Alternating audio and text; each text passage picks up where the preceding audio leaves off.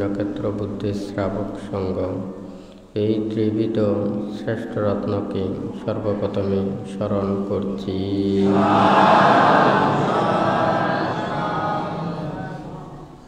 আজকে দূতাঙ্গ কুটিরে উপস্থিত অত্র দূতাঙ্গ কুটিরে সংশ্লিষ্ট দায়ক দায়িকা, উপাসক উপাসিকা তথা বিভিন্ন জায়গা হতে যাহারা সমবেত হয়েছেন, আপনাদের উদ্দেশ্যে কিছু ধর্মোপদেশ প্রদান করার প্রারম্ভে প্রত্যেকের প্রতি মৈত্রীপূর্ণ আশীর্বাদ জানাচ্ছি।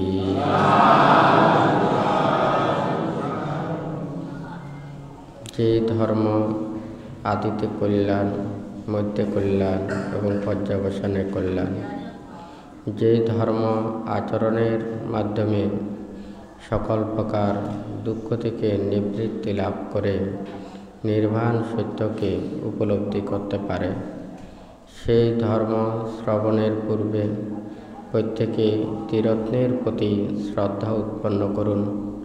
কর্ম ও কর্মফলকে বিশ্বাস রেখে নীরবে ধর্ম শ্রবণ করুন।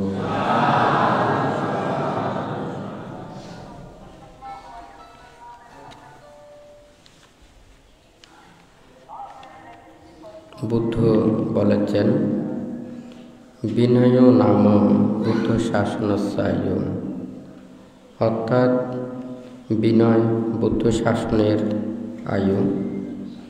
যতদিন ভিক্ষু শ্রামণ দায়ক দায়িকা উপাসক উপাসিকা স্বশীল বিনয় শ্রদ্ধার সহিত প্রতিপালন করিবেন, ততদিন পৃথিবীতে সদ্ধর্মের শাসন তেজদীপ্ত হয়ে স্থিতি থাকবে। বুদ্ধ দেশনায় বলেন, ধম্মোচা বিনয়োচা, অর্থাৎ ধর্ম ও বিনয়। বুদ্ধ যাহা কিছু ধর্ম দেশনা দিয়েছেন, ধর্ম এবং বিনয় সম্পর্কে দেশনা দিয়েছেন, যাহা ত্রিপিটক আকারে বর্ণিত। এই ধর্মকে বুদ্ধ তিন ভাগে ভাগ করেছেন। একটা হচ্ছে পারিয়াত্তি ধর্ম, আর একটা পাটিপাতি ধর্ম, আর একটা হচ্ছে পাটিবেদা ধর্ম। অর্থাৎ ধর্মকে শ্রবণ করা, আর একটা হচ্ছে ধর্ম আচরণ করা, অর্থাৎ নির্বাণ এবং মুক্তি লাভের জন্য যে প্রচেষ্টা, তাহাকে বলে পাটিপাতি ধর্ম। ধর্ম আচরণের মাধ্যমে নির্বাণ এবং মুক্তির কর্মের মাধ্যমে সেই নির্বাণ এবং মুক্তি লাভের জন্য যে নবলোকোত্তর ধর্ম আয়ত্ত করা হয়, সেটা হচ্ছে যে পাটিবেদা ধর্ম। অর্থাৎ সেই চতুরার্য সত্যকে হৃদয়ঙ্গম করা এবং উপলব্ধি করা। নবলোকোত্তর ধর্ম শ্রোতাপত্তি মার্গ এবং ফল, সুকৃতাগামী মার্গ এবং ফল, অনাগামী মার্গ এবং ফল, অরহত মার্গ এবং ফল ও নির্বাণ। এটা হচ্ছে নবলোকোত্তর ধর্ম, এটা পাটিবেদা ধর্ম। সেই উপলব্ধিকে এখানে 9 প্রকারে ওখানে বলেছেন। আজকে আপনাদেরকে যে প্রসঙ্গ নিয়ে বান্তে গত শুক্রবারেও বলেছেন, প্রত্যেকে শীল পালন করার জন্য, নির্বাণ এবং মুক্তির কর্ম সম্পাদন করার জন্য উপদেশ দিয়েছেন। তো এটা কিভাবে নির্বাণ এবং মুক্তির কর্মপথে আসা যায়? আমরা যারা বুদ্ধের এই নির্বাণ পদায়ক ধর্মের প্রতি শ্রদ্ধা, ভক্তি এবং বিশ্বাস এগুলো না থাকলে এখানে নির্বাণ এবং মুক্তির পথে আসা সম্ভব নয়। কারণ শ্রদ্ধা থেকে ভক্তি উৎপন্ন হয়, এই শ্রদ্ধা ভক্তি থেকে বিশ্বাসের জন্ম নেয়। আর যদি এই শ্রদ্ধা ভক্তি এটা না থাকে তাহলে বিশ্বাসেরও পরিহানি হয়। এখানে এই যে মানুষের মধ্যে এত কিছুর পরেও মানুষ জ্ঞান লাভে কেন বঞ্চিত হচ্ছে এবং মুক্তির কর্মপথে কেন বাধা সৃষ্টি হচ্ছে? শ্রদ্ধা এবং প্রজ্ঞা। শ্রদ্ধা ছাড়া যদি প্রজ্ঞা বর্ধিত হয় তাহলে সেই প্রজ্ঞার স্থিত থাকে না। আর যদি শ্রদ্ধা থাকে, প্রজ্ঞা দুর্বল থাকে, তাকে যথাযথভাবে সেটাকে বুঝতে পারে না। যাহার শ্রদ্ধা এবং প্রজ্ঞা উভয়টাই থাকে তাহারা মানে মুক্তির কর্মপথের দিকে সেটা ধাবিত হতে পারে। তো এখানে প্রত্যেকে যারা সমবেত হয়েছেন, শুধু আপনারা এখানে শুনছেন তা নয়, এখানে যারা অনলাইনে অনেকজন এটা শ্রবণ করছে। আমরা স্বভাবতই জানি আমরা কেহ এখানে জ্ঞান থেকে দূরে নয়। সবাই আমরা সুখ চাই, সবাই আমরা শান্তি চাই। কেহ আমরা অশান্তি চাই না কিংবা দুঃখ চাই না, কিন্তু আমাদের সুখ শান্তি এটা চিনতে হবে। এটা আমাদের সেটা বুঝতে হবে। আজকে আমাদের সেই বোঝার অভাবেই আমরা দিন দিন সদ্ধর্ম থেকে বঞ্চিত হচ্ছি। একটা হচ্ছে যে কর্ম করা, আর একটা হচ্ছে মূল্যায়ন করা এবং সবাই মেনে নেওয়া এক নয়। যেমন সবাই কষ্ট পরিশ্রম করে, পরিশ্রম অনুযায়ী সে যদি অর্থ না পায়, সে কষ্ট করে, সে আয় রোজগার করতে চাইবে না। আরেকজন দেখা যায় সে কম কষ্ট করে, কম পরিশ্রম করে, সে বেশি আয় করে। এটা হচ্ছে যে সোজা কথা। তাহলে একজন অনেক কষ্ট করে, পরিশ্রম করে, সে ন্যায় পথেও চলে, ভালো পথেও চলে, কিন্তু তাহাকে মূল্যায়ন করে না, তাই যথাযথভাবে পারিশ্রমিক পায় না। যে অন্যায় করে, অপরাধ করে বা ভুল পথে চলে, তাহাকে সে বেশিও পায়, সব কিছু ঠিক থাকে।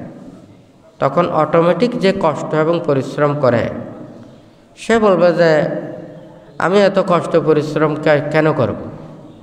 আমি ভালো করলাম, এত কষ্ট পরিশ্রম করলাম, কিন্তু তত অনুযায়ী আমি মানুষের কাছেও পাই না, নিজের কাছেও স্বস্তি পাই না।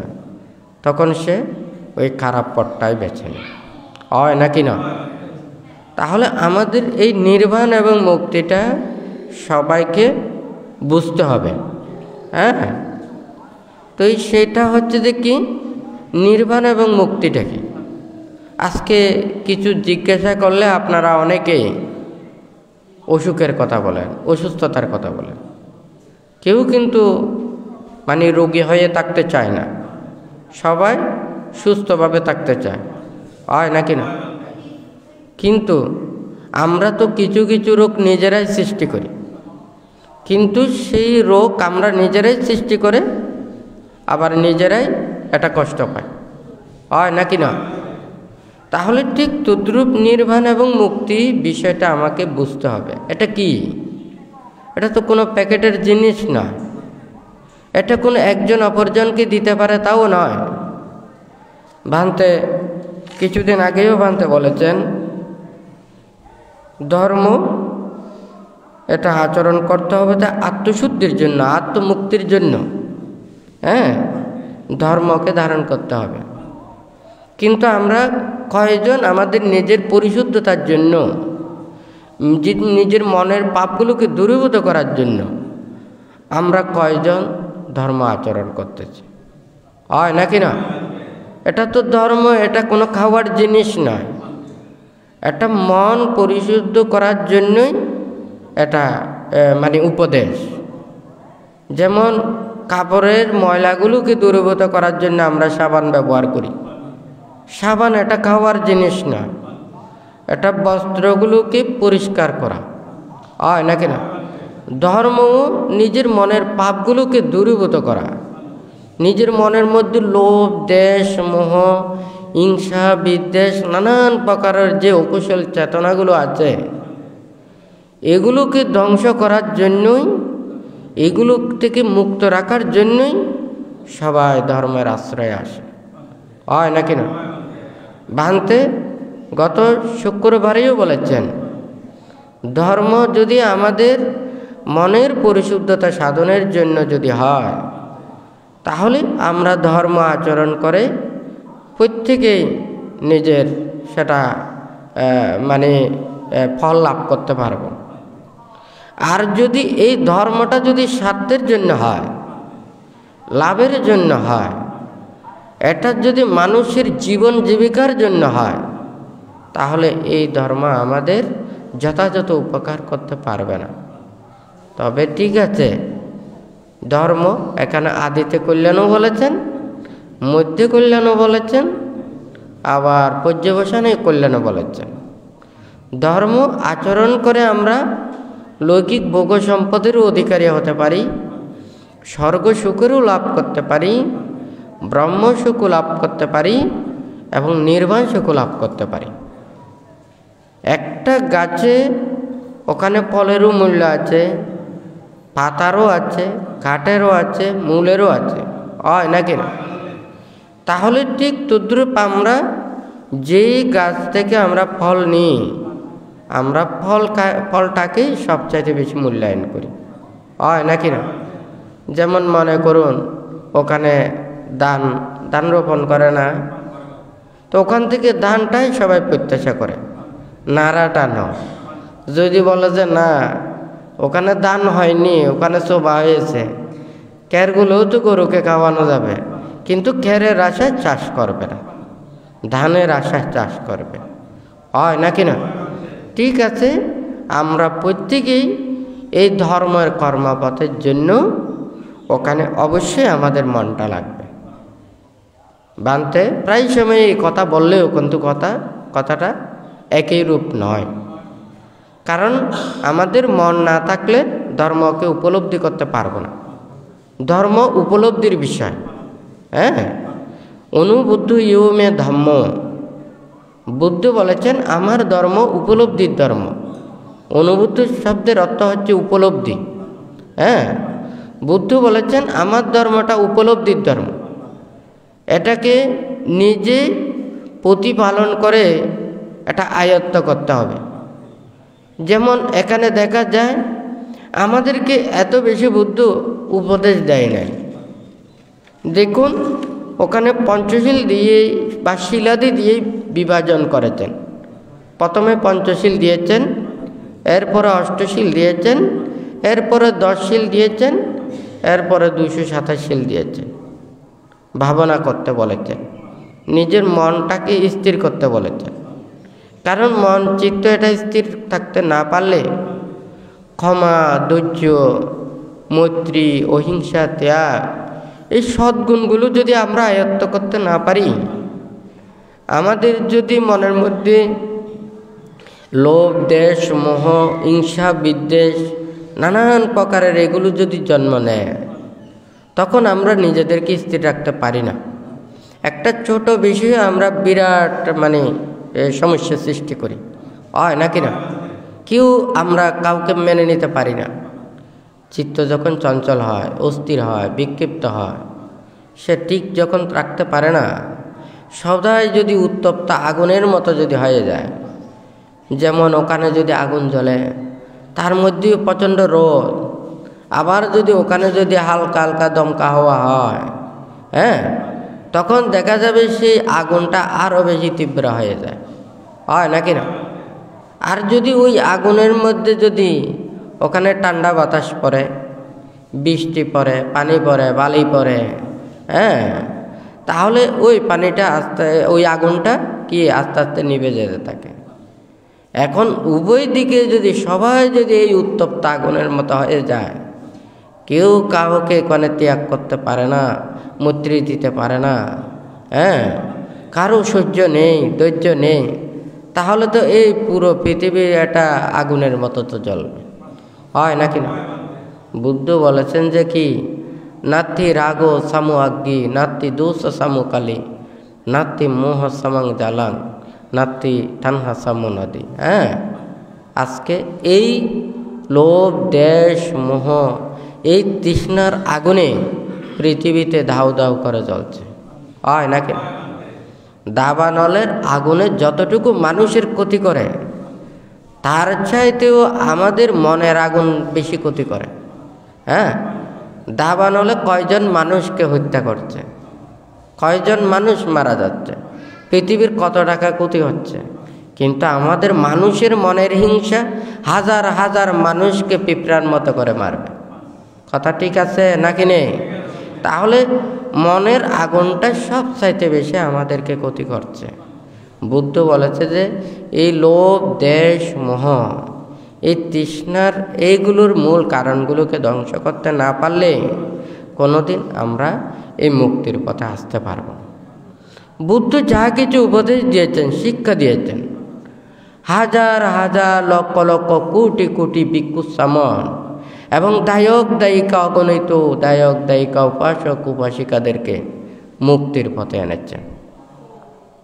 ওনারা বুদ্ধের কাছে কি শিক্ষা পেয়েছেন? বুদ্ধ কি শিক্ষা দিয়েছেন? সবাই ধীর স্থির শান্ত, হ্যাঁ, সবাই নিজেরা ক্ষমাশীল, ধৈর্যশীল, হয় নাকি না? কিন্তু আমরা সবাই বলি ওখানে আমরা সবাই বুদ্ধির শিক্ষাটা নিচ্ছি, হ্যাঁ, বুদ্ধের কর্মপথে চলতেছি। আমরা সবাই মুক্তি চাই, নির্বাণ চাই। নির্বাণ মুক্তি কি?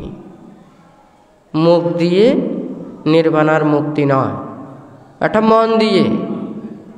নিজের মনটাকে কে কতটুকু শান্ত করতে পেরেছে, নিজের মনের পাপগুলোকে দূরীভূত করতে পেরেছে। আমাদের এই গায়ের পোশাক আছে, আপনাদের গায়ের এটা গৃহী পোশাক, আমাদের হচ্ছে এখানে সংসার ত্যাগের পোশাক, হয় না কেন? এই পোশাক দিয়েও তো জ্ঞানী অজ্ঞানী হয় না, পোশাক দিয়ে ত্যাগী ভুগী হয় না, মন দিয়ে হয় না কেন? যখন বুদ্ধির শাসন থাকতো না, তখন ওনারা ঋষি বৈজ্ঞ নিতেন। ওনারা সংকল্পবদ্ধ হয়ে সমস্ত জাগতিক এই যে সাংসারিক এগুলোকে ত্যাগ করে ওনারা সংকল্পের মাধ্যমে ওনারা এই ত্যাগময় জীবন আচরণ করে ওনারা মুক্ত হতেন। হ্যাঁ, তখন যাহারা এই আসবক্ষ জ্ঞান লাভ করতেন ওনারা প্রত্যেকেই প্রত্যক্ষ বুদ্ধ। ওখানে একজন হলেও প্রত্যক্ষ বুদ্ধ, 1000 জন হলেও প্রত্যক্ষ বুদ্ধ। অর্থাৎ যাহারা মুক্তি পেতেন ওনারা সবাই ওখানে প্রত্যক্ষ বুদ্ধ নামে অভিহিত হতেন। তা এখন কথাটা হচ্ছে, ভাবতে চাই কার কতটুকু ওখানে পারমি আছে এটা কেউ জানে না। হ্যাঁ, কার পারমি কতটুকু গিয়ে থামবে এটাও কিন্তু কেউ জানে না। একটা গাছে যেমন দেখা যায় গাছে অনেক ফল পেকেছে, হ্যাঁ, তাহলে এখান থেকে কোন ফলের বীজ আবার গাছে রূপান্তরিত হবে কেউ বলতে পারবেন? হ্যাঁ, তাহলে দেখা যায় জাম গাছের ওখানে ফল ধরে, সব ফলের বীজটা কিন্তু ওখানে কি হয় না, ওখানে মানে ছাড়া বৃক্ষে রূপান্তরিত হয় না। হ্যাঁ, তো এখানে যদি মনে করেন ঠিক তদ্রূপ আপনারাও সবাই যদি দেখেন,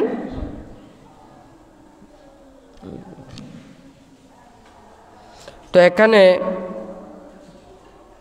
মানে প্রত্যেকের এখানে কার কতটুকু মানে হেতু আছে। আপনারা কেউ অহেতুক পুদ্গল পারাই দো না, অহেতুক পুদ্গল, তারপর হচ্ছে যে দ্বিহেতুক পুদ্গল, আরেকটা হচ্ছে ত্রিহেতুক পুদ্গল, হয় নাকি নয়? এখন দেখা যায় এখানে অনেক মানুষেরা এটা চিন্তা করে মুক্তির কর্মপথে আসার জন্য, হয় নাকি না? এখন এতগুলো ধর্ম, এটা আমাদের প্রত্যেকের মনের ভিতরে ওখানে পৌঁছতে হবে। তো মনের ভিতরে যদি এটা যদি না পৌঁছে, আমাদের মনটাকে যদি স্থির করতে না পারি, মনের কালিমাগুলোকে যদি দূরীভূত করতে না পারি, তাহলে তো আমাদের আর কোনো কিছু থাকবে না। আমাদের পঞ্চশীল নেই, অষ্টশীল নেই, 10 শীল নেই, 227 শীল নেই। আপনি পুরো ত্রিপিটক জানেন, আপনি পঞ্চশীল প্রতিপালন করতে পারেন না, অষ্টশীল প্রতিপালন করতে পারেন না, ত্রিরত্নের প্রতি শ্রদ্ধা রাখেন না, কর্ম ও কর্মফলকে বিশ্বাস করেন না। আপনি সারা বছর ধ্যান করবেন, কোনো প্রজ্ঞা হবে না, জ্ঞান হবে না। যেমন মনে করেন ওখানে অনেক ধনী পরিবারের জন্ম নিলেও আপনারা যা কিছু গ্রহণ করেন, পুষ্টিকর আহার গ্রহণ করতে পারেন, হয় নাকি না? কিন্তু শরীর যদি সেটা জানতে না পারে, সহ্য করতে না পারে, হজম করতে না পারে, তাহলে যেমন সেটা নিজেদের শরীরে কোনো পুষ্টি আসে না, ঠিক তদ্রূপীয় আমরা যতই কিছু এখানে মুখে বলি না কেন, নিজের মনের সাথে ধর্মটা আমাদেরকে স্পর্শ করতে হবে, তাহলে ধর্মের ফলটা ওখানে লাভ করতে পারবেন। তখন তো বুদ্ধ আমাদেরকে এত বেশি শিক্ষা দেয়নি। বুদ্ধ বলেছেন সাব্বা পাপাস্যা কারণাং কুশলাস্য উপসম্পদা সাচিত্থা পারিওদাপানাং এথাং বুদ্ধানুশাসন। সকল প্রকার পাপকর্ম থেকে বিরতি, অর্থাৎ কায়িক বাচনিক মানসিক দুষ্কর্ম পরিত্যাগ করার জন্য, হয় নাকি না? তারপরে কুশল কর্ম সম্পাদন করার জন্য। কুশল কর্মেরও অনেক প্রকার রয়েছে, অকুশল কর্মেরও কিন্তু অনেক প্রকার রয়েছে। তারপর হচ্ছে নিজের চিত্তের ওখানে পরিশুদ্ধতা সাধন করা, স্থির করা, এটাই বুদ্ধের অনুশাসন। কিন্তু মানতে চায় আজকে সবাই, হয়তো বুদ্ধের সময় এতগুলো প্রযুক্তি ছিল না, এতগুলো মানুষের শিক্ষা ছিল না, অথচ তখন মানুষেরা স্বল্প শিক্ষা করে, স্বল্প উপদেশ শ্রবণ করে, ওনারা নীতির পথে চলে, ওখানে হাজার হাজার অগণিত সত্যরা ওনারা মুক্তির পথে আসতে পেরেছে, হয় নাকি না? আজকে কিন্তু আমরা নিজেদেরকে মনে করি সবাই খুব বেশি জ্ঞানী, কারণ আমরা বেশি জানি, হয় নাকি না? আর যত বেশি আরও জানে ওনারা, আমরা তত বেশি আমরা নিজেদেরকে জ্ঞানী মনে করি।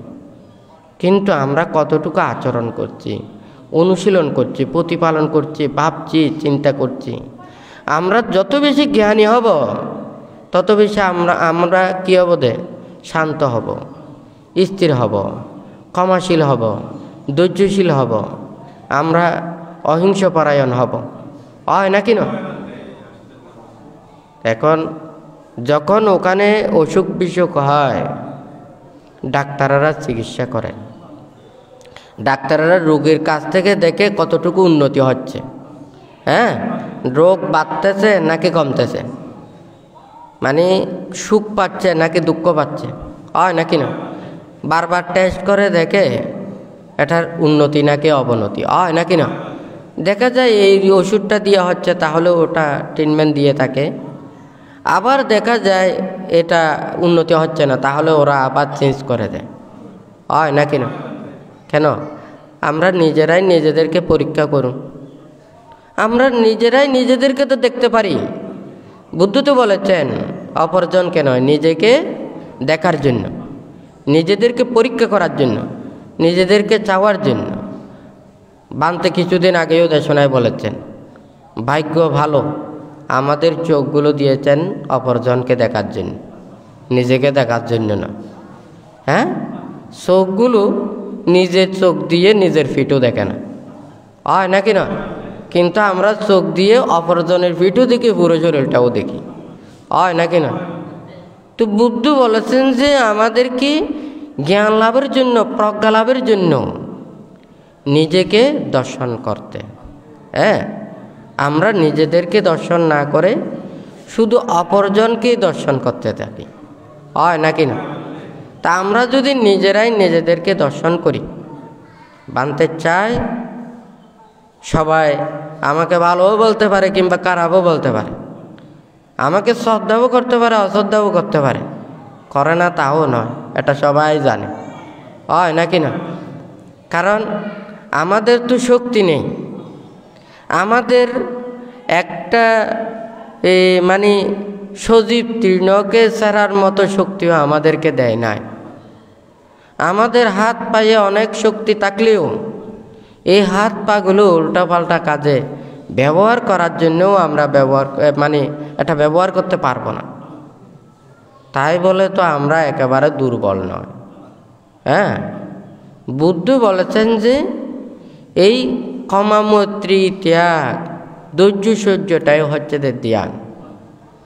এগুলো যদি না থাকে তাহলে ধ্যানের কোনো সার্থকতা নেই।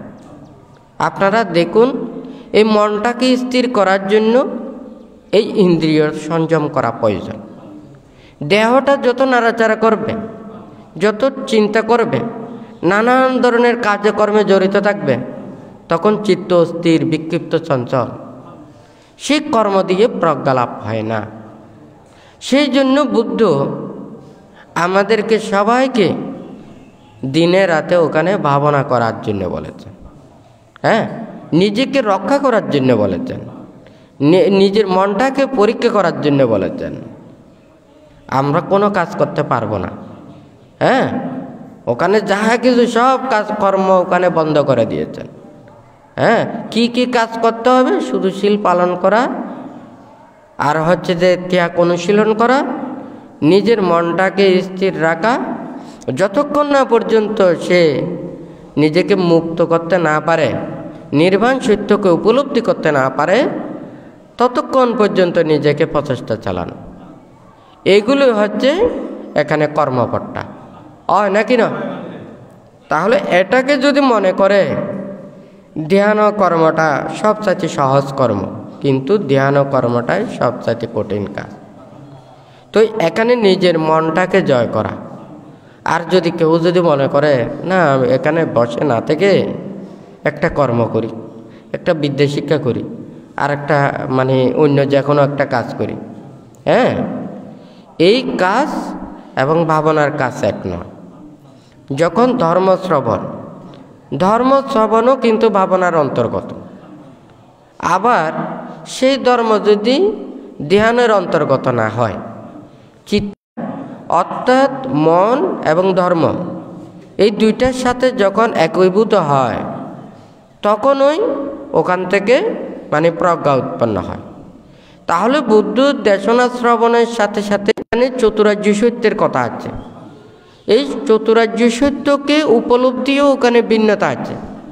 অর্থাৎ শ্রোতাবর্তী মার্গ হয়ে চতুরার্য সত্যকে দর্শন করা, শ্রোতাবর্তী বলে প্রতিষ্ঠিত হয়ে চতুরার্য সত্যকে দর্শন করা, সুকৃতগামী মার্গে সুকৃতগামী ফলে, অনাগামী মার্গে এবং অনাগামী ফলে, অরহত্য মার্গে এবং অরহত্য ফলে। তাহলে এটাকে এই যে মার্গ এবং ফল ভেদে চতুরার্য সত্যকে দর্শন করা, এটা ভিন্ন ভিন্ন হয়। যেমন মনে করুন, ওখানে প্রাইমারি স্কুলে তো ক খ সরিয়া সরিয়া এগুলো আছে না? আবার হাই স্কুলেও আছে না? কলেজেও আছে না? বিশ্ববিদ্যালয়েও আছে না? তাহলে কি ওখানে ক খ সরিয়া সরিয়া সবগুলো কি ওই প্রাইমারি স্কুলের এগুলো নাকি? শব্দ এবং শব্দের অর্থগত ভিন্ন হয় নাকি না? তাহলে এখানে এই প্রাইমারি স্কুলের শব্দ ব্যবহার এখান থেকে হাই স্কুলে আরও বেশি শব্দের অর্থগত, এটা কঠিন এবং আরও বেশি উন্নত করবে।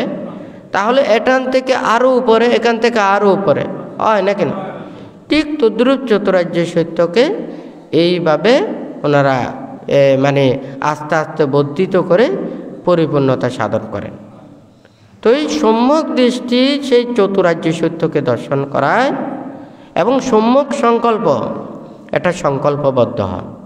বান্তে প্রায় সময় বলেন, এই যে লোভ ত্যাগের সংকল্প, দেশ ত্যাগের সংকল্প, মোহ ত্যাগের সংকল্প, হ্যাঁ, তাহলে নিজের মনের মধ্যে যা কিছু পাপ অকুশল চেতনা এখানে কে জানে না, হয় নাকি না? আমরা আমাদের মনটাকে যদি এইভাবে মানে সংযত রাখার জন্য, দেখার জন্য বুদ্ধ উপদেশ দিয়েছেন, হয় নাকি না? ওখানে যদি সবার যদি এভাবে দরাদরি হয়, তাহলে কেউ এখানে মুক্তির পথে আসা সম্ভব নয়।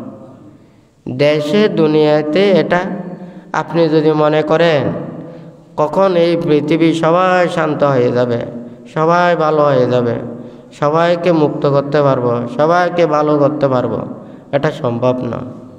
সবাই মুক্ত হলে তারপরে আমি মুক্ত হব, তাহলে এটা বললে এটাও জীবনেও কোনো দিন হবে না, হয় নাকি না?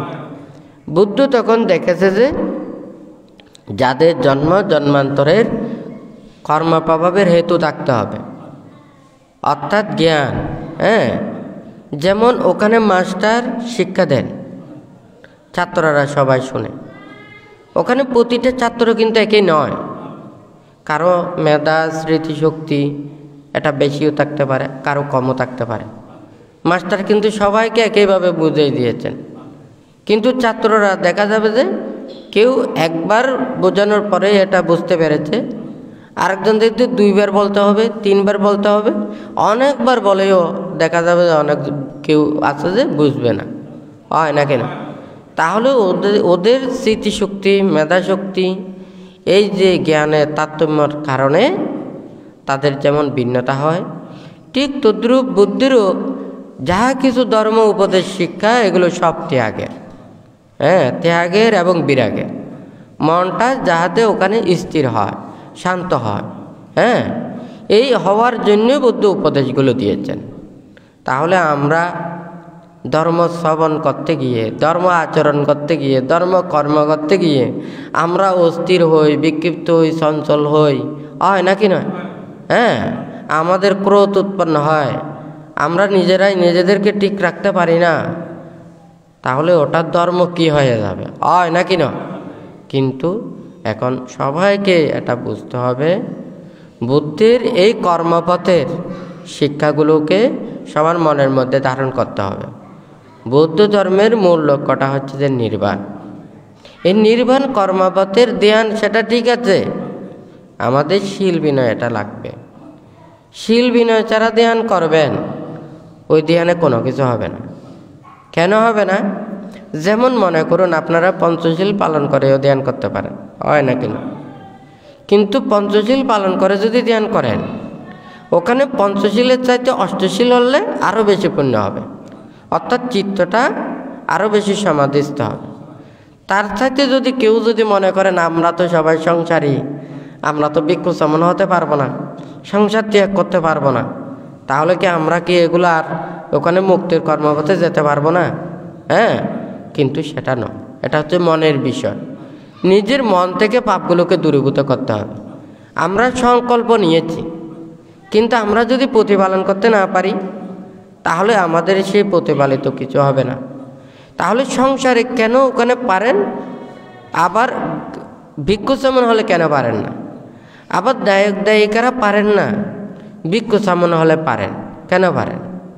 যেমন মনে করেন ওখানে নির্জন অরণ্যে কোনো বিষয়ের প্রতি চিন্তা না করে, কোনো বিষয় বাসনার প্রতিও মনটা যদি না রেখে, আপনি যদি একা মনে সমস্ত কিছু পরিত্যাগ করে যদি নির্জন জায়গাতে ধ্যান করতে চান, কোনো সাংসারিক মানুষের দ্বারা সম্ভব হবে না, হয় নাকি না?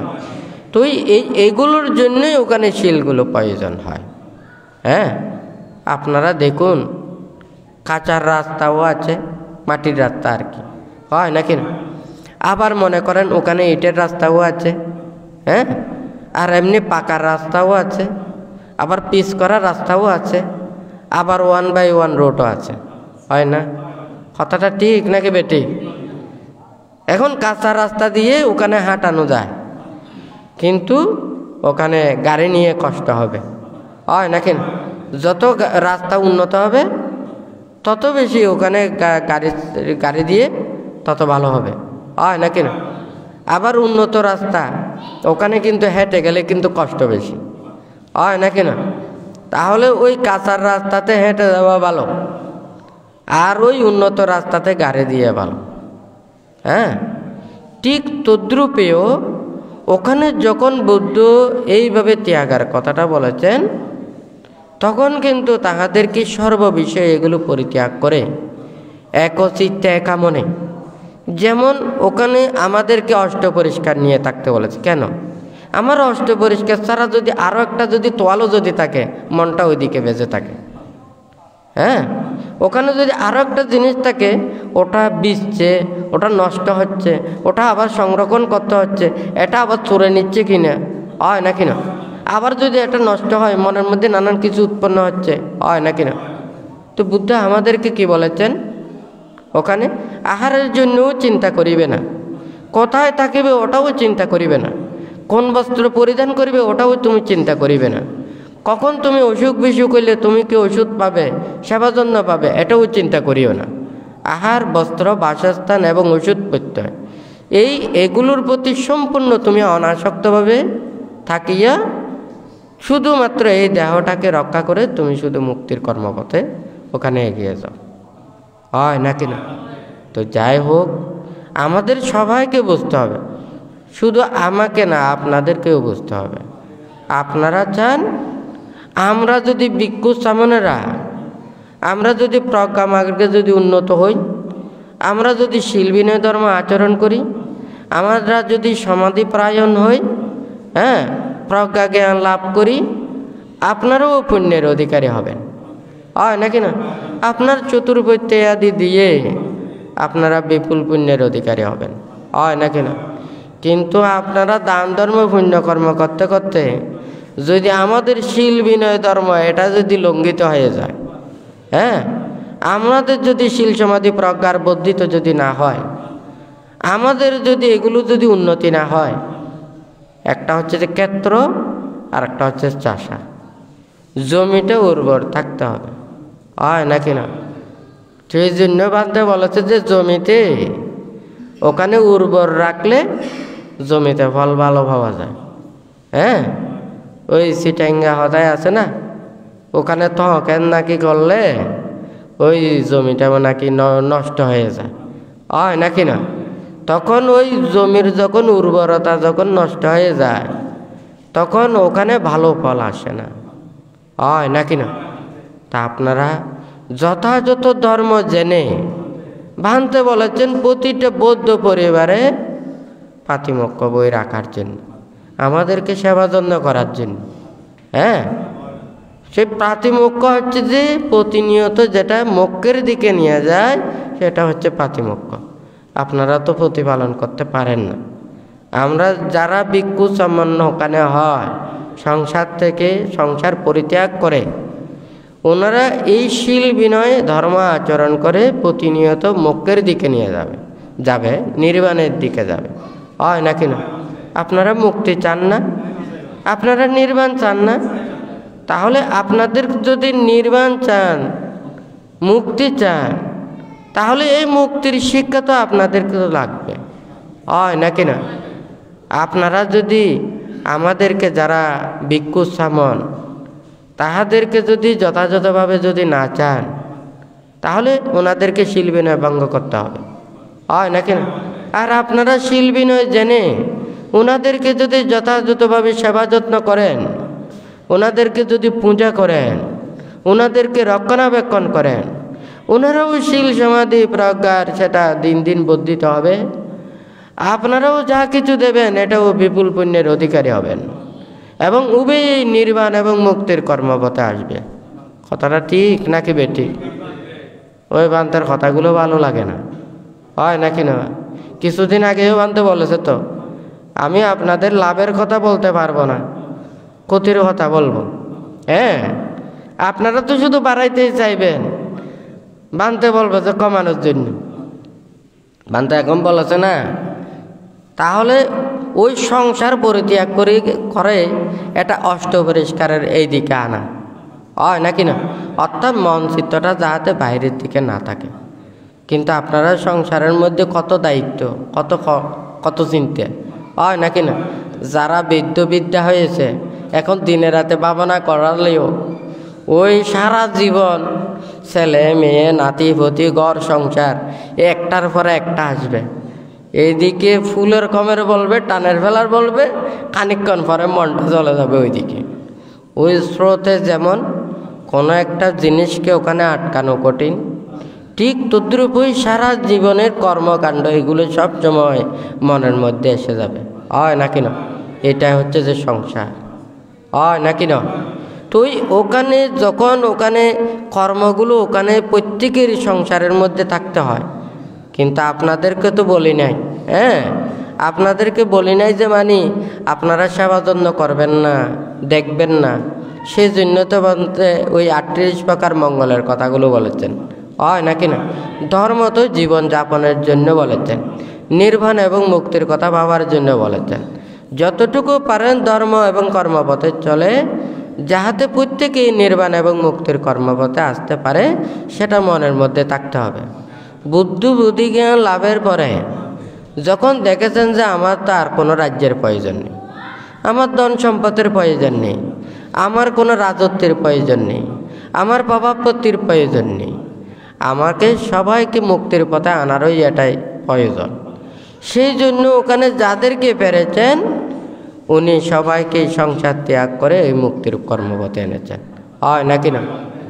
তখন তো বুদ্ধ তাহাদেরকে উপদেশ দিয়ে, শিক্ষা দিয়ে, পরিবেশ দিয়ে উনি ওনাদেরকে সহজে মুক্ত করতে পেরেছেন। কিন্তু আজকাল কি এটা সহজ? হ্যাঁ, বানতে এতগুলো দেশনা করেও, উপদেশ দিয়েও, এই বছরের বছর দেশনা দিয়েও কয়জন মানুষ সেই মিথ্যা ধর্ম পরিত্যাগ করে সত্য ধর্মের দিকে আসতেছে? মিথ্যা দৃষ্টিতে বিশ্বাসী, অশ্রদ্ধা পরায়ণ, কর্মফল অবিশ্বাসী। হ্যাঁ, তো তাদেরকে কি করে ওখানে ধর্ম উপদেশ দেওয়া যায়? আমি তো কারো কাছ থেকে কোনো কিছু চাইছি তা নয়। যারা বুদ্ধির কথা বিশ্বাস করবে না, তারা বান্তের কথাও বিশ্বাস করবে না। যারা বুদ্ধির কর্মফল বিশ্বাস করে না, তারাও বান্তেকে বিশ্বাস করবে না। যারা মিথ্যে দৃষ্টি বিশ্বাসী, তারাও বান্তেকে বিশ্বাস করবে না। যারা অশ্রদ্ধা পরায়ণ, হ্যাঁ, তারাও বান্তেকে বিশ্বাস করবে না। তো এখন মাস্টারে কি যায় মানুষের ঘরে ঘরে গিয়ে ছাত্রদেরকে পড়ানো? হ্যাঁ, ছাত্রকে মাস্টারের কাছে আসতে হয়। হ্যাঁ, যার প্রয়োজন ডাক্তারের কাছে রোগী আসে, হয় নাকি না? যাদের প্রয়োজন তাদেরকে আসতে হবে, যারা প্রয়োজন মনে করে না, হ্যাঁ, তাহারা নানান প্রকারের কত ধরনের কথাবার্তা বলে, কোনো ঠিক ঠিকানা নেই। দেখুন বান্তে বলে যে আমরা যদি কোনো একটা কাঠি থাকে, আমার কাছে যতটুকু কাঠি থাকে সে কাঠি দিয়ে মাপতে পারবো, হয় নাকি না? তাহলে যদি পুকুরকে মাপা যায়, ছোট খালকে মাপা যায়, ছোট নদীকে মাপা যায়, হয় নাকি না? যদি তার সেই কাঠি থাকে, আর যদি সে কাঠি না থাকে, সে ছোট একটা জিনিসকে ওখানে মাপানো যায় না।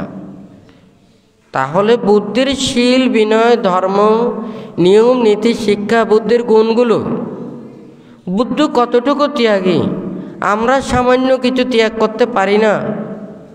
আমরা বুদ্ধির জ্ঞানকে ওখানে বুদ্ধির জ্ঞান নিয়ে বাড়াবাড়ি করি, হয় না কেন? বুদ্ধ তো ত্যাগী।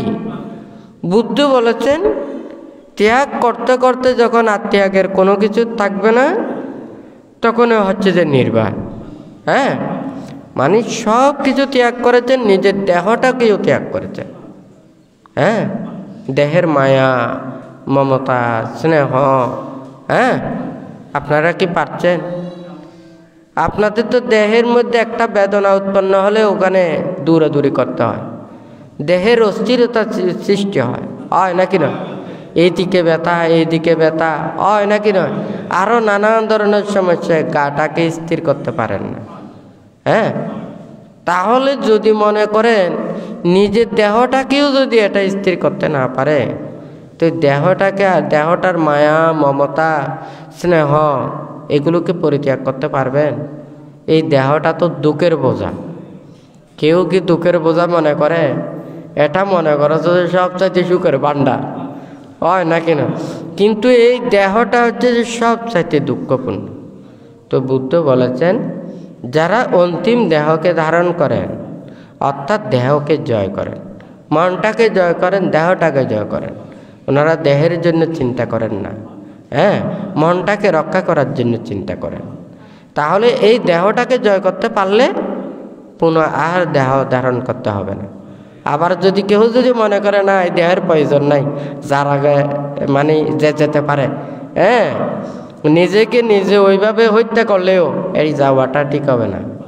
মনটাকে এই দেহের যত ক্লেশগুলো আছে, মনের যত এই যে সংযোজনগুলো আছে, এগুলোকে আগে ধ্বংস করতে হবে। এগুলো ধ্বংস করে তাকে ওখানে যেতে হবে। তখনই সে এই দেহটাকে ধ্বংস করতে পারলে তাকে আর পুনঃ দেহ মানে ধারণ করতে হবে না। আর যদি এই দেহের লোভ, দেশ, মোহ, অবিদ্যা, তৃষ্ণা, সংযোজন, ক্লেশ এগুলো যদি থাকে পুনঃ পুনঃ দেহ ধারণ করতে হবে, হয় নাকি না? এই দেহটা দুঃখ না সুখ? যদি দুঃখ জানেন, এই দেহকে লালন পালন করার জন্য কেন পাপ করেন, কেন শিলভঙ্গ করেন, কেন অন্যায় করেন, কেন অধর্ম করেন, হয় না কেন? তাহলে এই দেহটাকে জয় করতে হবে ধর্ম দিয়ে, হ্যাঁ, শিল পালন করে নীতির পথে চলে। তাহলে এই দেহটাকে জয় করতে পারলে আর পুনঃ দেহ ধারণ করতে হবে না। কিন্তু কয়জন মানুষ এটা ভাবে? সারা জীবন চলে যায়, ধর্মপুণ্য হাজ করছি, মরণের পরে স্বর্গত যাইব গই, আর কোনো চিন্তা নেই, হয় না? শুধু এই জন্ম চিনতে, কিন্তু মুক্তি তো না ভাবি, হয় না কেন? আর এত নাম দাম এই সমস্ত লই আর কেন করছুন এখন?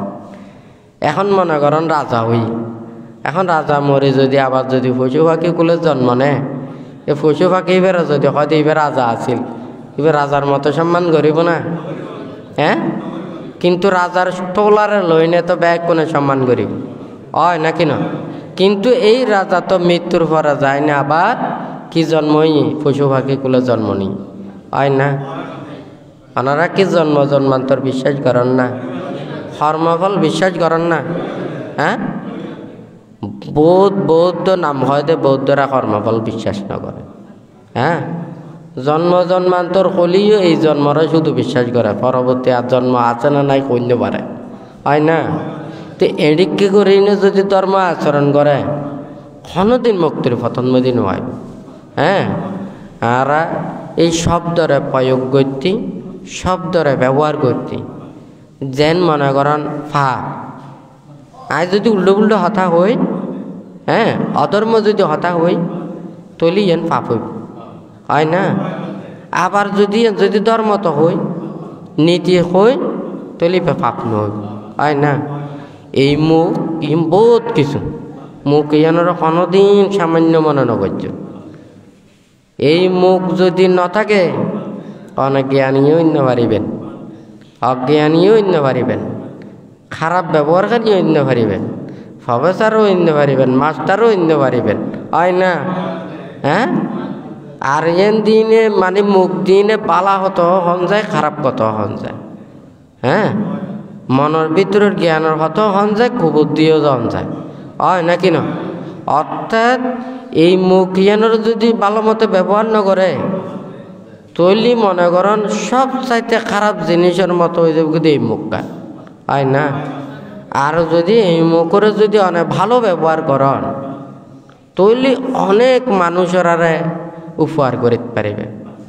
আচ্ছা, বুদ্ধ এই যে এই ৮৪,০০০ ধর্ম স্কন্ধরে বর্ণনা করছি, মুক্তির কথা ব্যাখ্যা করছি, মুক্তির ধর্ম প্রচার করছি, হয় না? আচ্ছা, বুদ্ধ যদি শুধু এই কথাগুলো নকইত, বর্ণনা নকরত, নবুঝত, তাহলে উগ্র মানুষ মুক্তির কথা তাই না চায় কন্ত, হয় না? তৈলি এই মুখ দিনে বহুত কিছু করণ যায়, হয় না? আবার যদি মুখস্থ করে হলে নহইব, নিজে উপলব্ধি করি নেওয়া করিব, হয় না? এখন মনে করেন উগ্র মানুষের টিয়া অনার কাছে দিয়ে অনে লইনে জন গই অনার কাছে আছে, কিন্তু এন অনার নয়, অনে যেন মনে হয় এন গরিত পারিবেন না। আর যদি নিজের হামাই যে গজ্জে যদি যদি হয় তুলিবে যেন মনে হয় এন করিতে পারিব হয় না।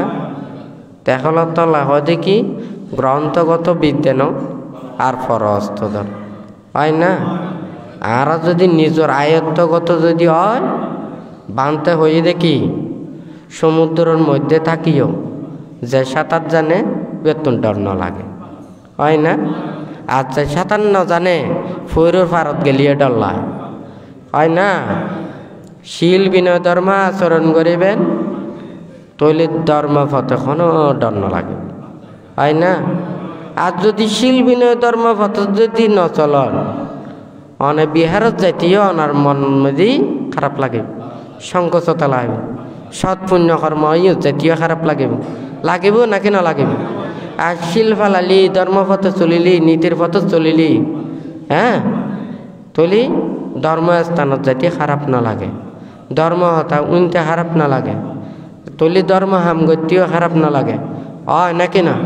তলি ব্যাগ নতুন এই যে অন্তত এই বুদ্ধির শিল বিনয় ধর্মর ইয়ান আচরণ করা ফুরিব বানতে চায় ওনারা কতটুকু নিজেরা উপকৃত হইবেন তা নয় হ্যাঁ।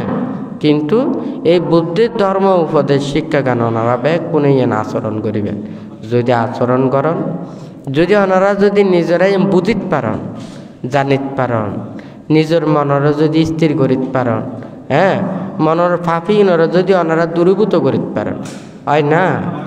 তৈলে এই সম্যক সংকল্প দ্বারা নিজেরা যদি সংকল্পবদ্ধ হইতে পারে তাহলে অবশ্যই কিছু না কিছু ওরা মানে ইয়ান উন্নতি হইব। মনে করিবেন যে এই জন্মগান শেষ না ওনারা এখন পঞ্চশীল পালন করেন অষ্টশীল পালন করেন ধর্মপথ চলন হয় না। এরপরে যদি অনেক যে কুলত মেঝে জন্ম নেবেন যে স্থানে জন্ম নেবেন এই মন্না নিয়েন আবার দিন দিন বর্ধিত হয় না। যেন দেখা যায় মানে এই যে সাথী পাঠান সূত্র পাঠ করার হ্যাঁ তির্যক প্রাণী হয় না জন্ম নিয়ে হয় না। তুলি ই শোনের দে কিন্তু কোনো কিছু ন বুঝে কিন্তু মন্নান তো এই মিকে দি কি একখানা হলেও যা তাহলে এরপরে আবার মানব লোকত আইনে যেতে এই ধর্ম হইবে শ্রবণ করছি তাহলে ওরা জ্ঞান লাভ করার দেন হয় না হয় নাকি না।